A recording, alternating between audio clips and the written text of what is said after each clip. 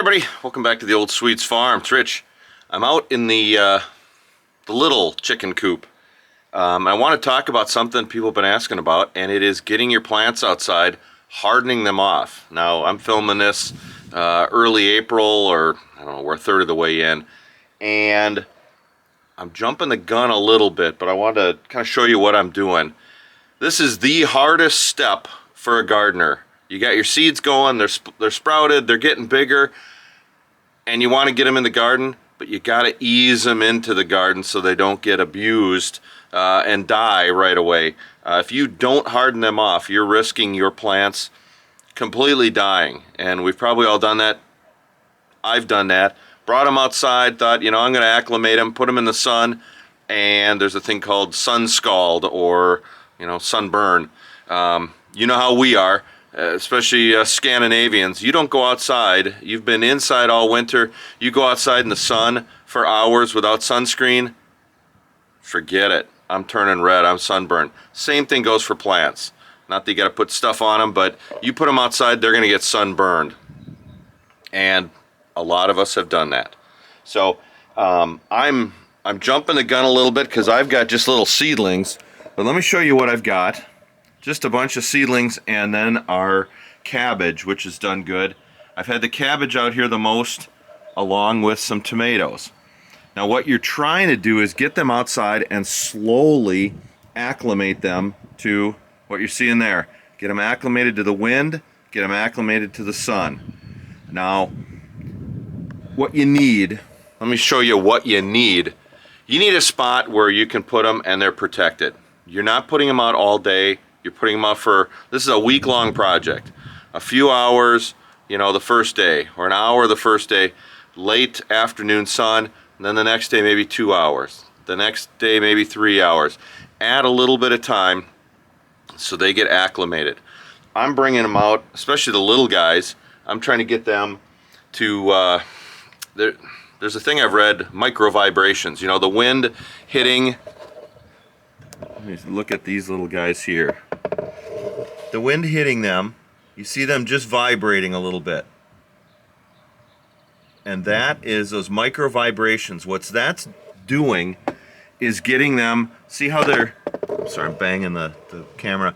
See those thin little stems as they get, you know, as they're new? These micro vibrations are adding to the size of their stem.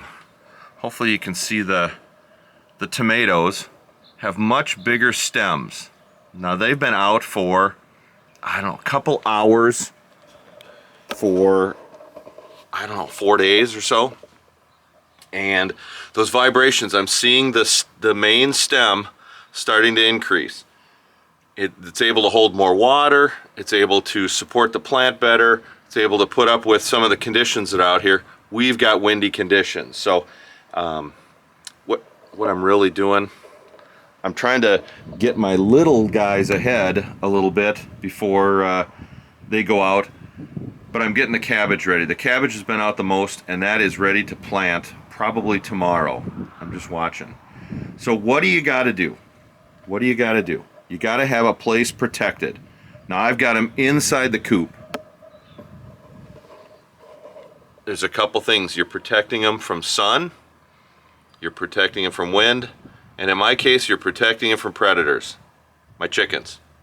You know, if I put them outside, girls would be up there, and that cabbage, that'd be a salad bar for them. That'd be gone in 20 minutes. They'd feast. Look for a spot in your yard. Don't put it on the ground. Don't put your flats on the ground. You're opening it up to predators, birds, squirrels. Mice could be around and climb up there and eat your plants. Anything that you've got that could be a predator could grab it. Put them up on something.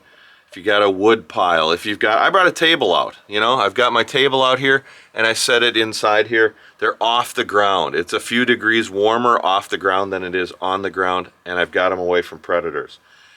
Find a spot where you're going to have afternoon sun, not this high direct, the hottest of the hot sun, the most direct sun.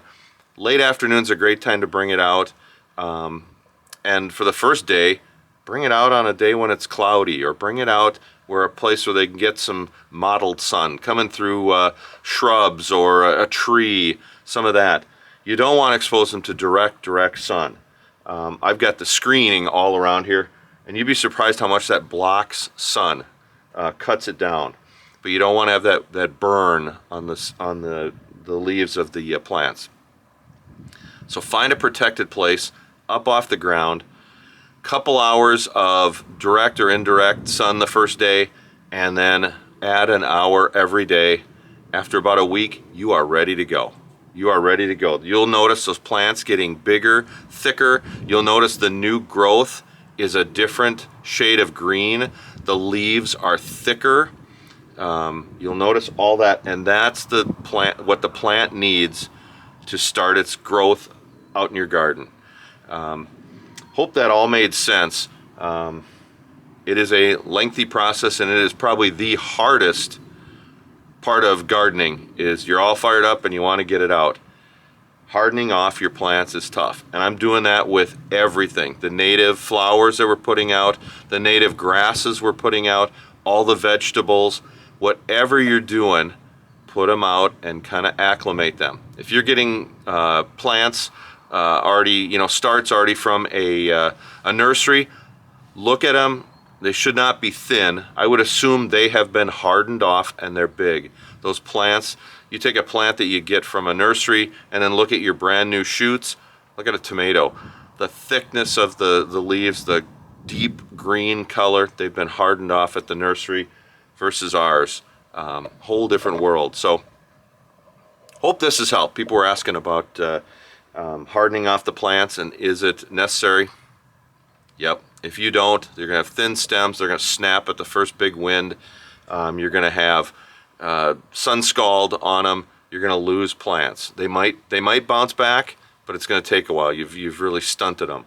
So even if you've had your plants in a greenhouse or inside in the sun, you need to bring it out. The sunshine direct is like 100 times. I'd read 50, I've read 100, 50 to 100 times stronger direct sunlight versus indirect through a greenhouse, through a window, any of that. So really do this to protect your plants.